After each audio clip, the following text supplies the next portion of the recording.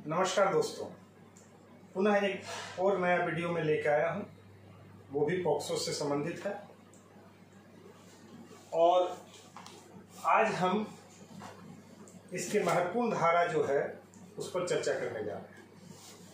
IPC की धारा 376, 375 में जिस बलात्कार को डिफाइन किया गया है उसको और सशक्त बनाने के लिए इस अधिनियम में इस अध्याय के धारा 3 और 4, 5, 6 में उपबंधित किया गया है। आज तक जो विधि के क्षेत्र से नहीं जुड़े हुए हैं वो बलात्कार के विषय में कुछ अन्य ही धारणा रखते हैं, लेकिन विधि जो है जो उपबंधित है पॉक्सो में, वो बलात्कार की जो परिभाषा देती है वो काफी यूनिक परिभाषा है। इस अधिनियम को लाने का उद्देश्य भी यही था कि बारीकी और जटिलता के कारण भारतीय दंड संहिता में उपबंधित बलात्कार के अपराध में अभियुक्त बच जाते थे और आए दिन बच्चियों के साथ बलात्कार जैसे घिनौने अपराध होते रहते थे। लेजिस्लेचर ने ये कानून लाकर इसकी धारा 3 में प्रवेशन लैंगिक हमला को डिफाइन किया है। पुलिस अफसर, प्रतियोगी छात्र, कनीय अधिवक्ता और इस क्षेत्र से जुड़े सभी व्यक्तियों के लिए आज का ये वीडियो काफी महत्वपूर्ण है। मेरे कई मित्र जो पुलिस पदाधिकारी हैं और अधिवक्ता हैं वो कहते हैं कि समझ में नहीं आता है कि धारा 3 में भी रेप को डिफाइन करके 4 में उसमें पनिशमेंट का प्रोविजन है और धारा 5 में भी जो है रेप को डिफाइन करके 6 में प्रोविजन दिया हुआ है। कौन सी धारा इसमें एप्लीकेबल होगी, कौन सी धारा लगावें या ना लगावें। और इसी उवाफो की स्थिति में आप देखेंगे प्राय पुलिस ऑफिसर बलात्कार की सूचना मिलने पर उसे दर्ज करते समय धारा 4, धारा 6, धारा 8, धारा 10, धारा 12 सब लगा देते हैं, लेकिन उसकी आवश्यकता नहीं है। वो मैं आगे चल के बताऊंगा।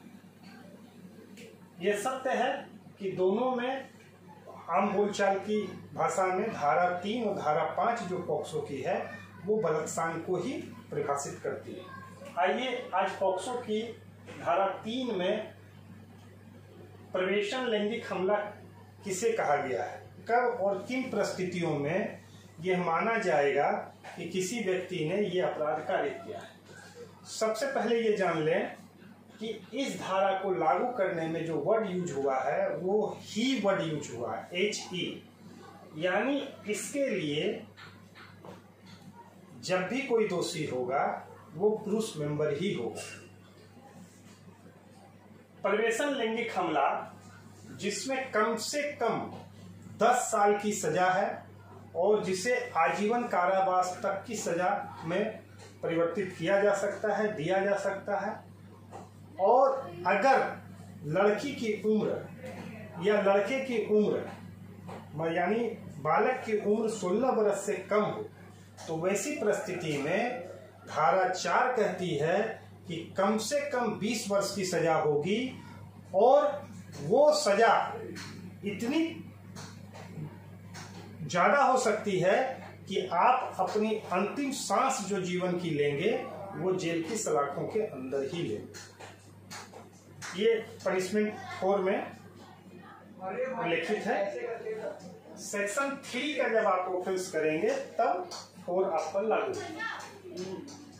देखिए, कोई व्यक्ति अगर अपने लिंग को किसी भी सीमा तक आपके मतलब बालक के योनि या मुंह या मूत्रमार्ग या गुदा में किसी भी सीमा तक, जस्ट लाइक उसे कहा जा सकता है टच भी अगर कर दिया या करे या करवाए। ध्यान रखिएगा, पहले आईपीसी में 376 में बलात्कार का दोषी वही व्यक्ति होता था जो ऐसा अपराध करता था, लेकिन इस अधिनियम में अब करवाने वाला व्यक्ति भी सामान्य दंड का भागी होगा। ये विशेषता है इस अधिनियम की। इसलिए 376 भारतीय दंड संहिता में उपबंध होने के बावजूद भी ऐसे अधिनियम की आवश्यकता पड़ी। करे या करवाए, दोनों को सामान्य दंड होगा। भारतीय दंड संहिता में करवाने वाले को एबेटर मान के कम सजा का प्रावधान था, लेकिन इसमें अधिक सजा का प्रावधान कर दिया गया।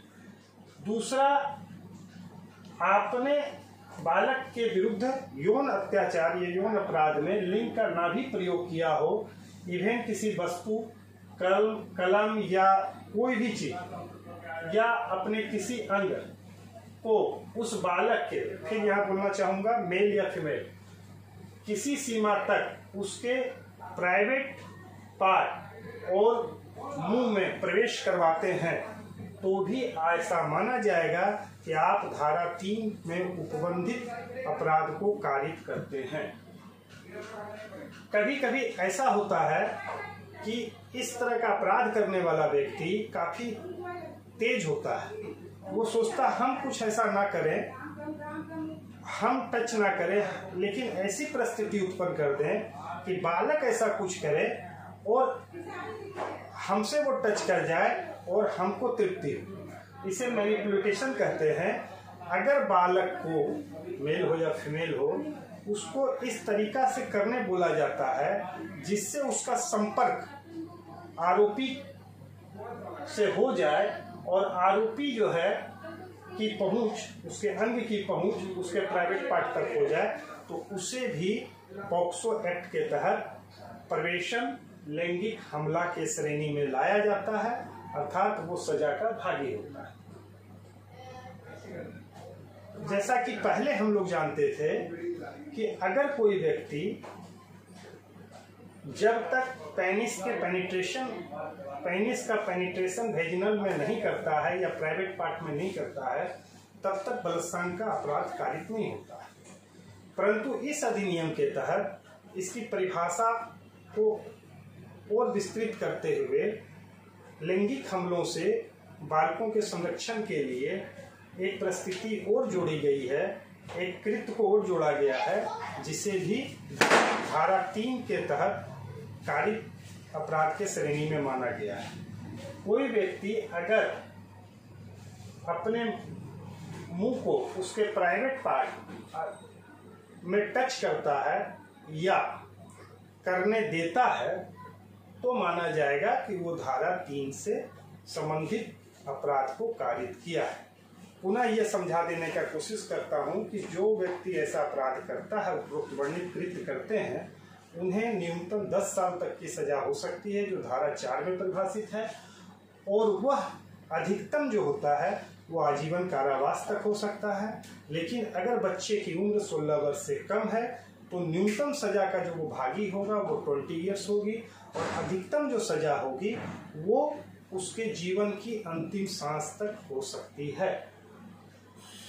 ऐसा उल्लेख धारा 4 में किया गया है और उसमें जुर्माने का भी प्रावधान है, और वो जुर्माना जो मिलेगा, जो अभियुक्त जुर्माना देगा, वो पीड़ित को ही दे दिया जाता है।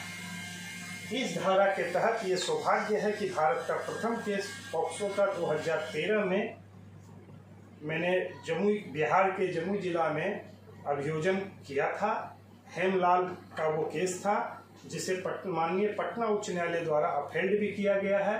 उसमें 42 दिनों के अंदर अभियुक्त ने, जिसने एक युवती के साथ बलात्कार किया था, उसकी हत्या की थी, हमने फांसी की सजा दिलवाने का काम उसको किया था। आज वो भी रिपोर्टेड केस है। वो भारत का प्रथम केस बना था जिसमें कि आजीवन कारावास को अपहेल्ड किया गया है। आज का वीडियो केवल यहाँ तक। आगे जो दूसरा बलात्कार के श्रेणी को वर्धित किया गया है धारा 5-6 में, उस पर मैं एक वीडियो बनाऊंगा। तब तक के लिए आपसे इजाजत चाहता हूँ।